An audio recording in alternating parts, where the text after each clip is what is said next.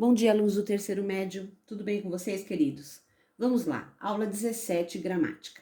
Frase, oração e período. São os termos de uma oração, são termos essenciais na língua portuguesa, porque faz parte da sintaxe. O que é a sintaxe? Ela se dedica ao estudo das regras e dos princípios que regem a organização desses elementos constituintes dos enunciados em língua portuguesa, né? Então, nós começamos um enunciado através de uma frase declarativa, que alguém está afirmando ou negando algo, uma frase interrogativa, onde alguém tem alguma dúvida, deseja obter alguma informação, uma frase imperativa, que expressa uma ordem, um conselho, uma frase exclamativa, que é um estado emotivo, né? E uma frase optativa, que é um desejo, né?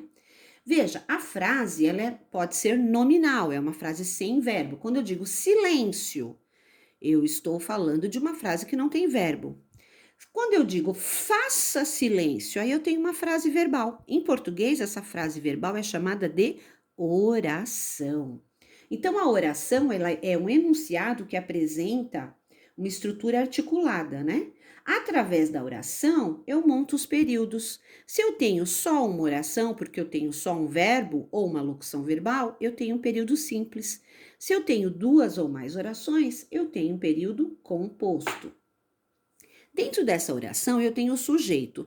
Quem que é o sujeito? É o termo da oração sobre o qual recai a predicação, certo? Sobre o qual recai o quê? A informação. Então, João foi ao cinema. Quem foi ao cinema? João. Então, a informação foi ao cinema recai sobre o sujeito João. Vamos lá, nós temos o sujeito simples, que é o sujeito que apresenta só um núcleo. João foi ao mercado. Nós temos o sujeito composto quando eu tenho dois núcleos. João e Maria foram ao mercado.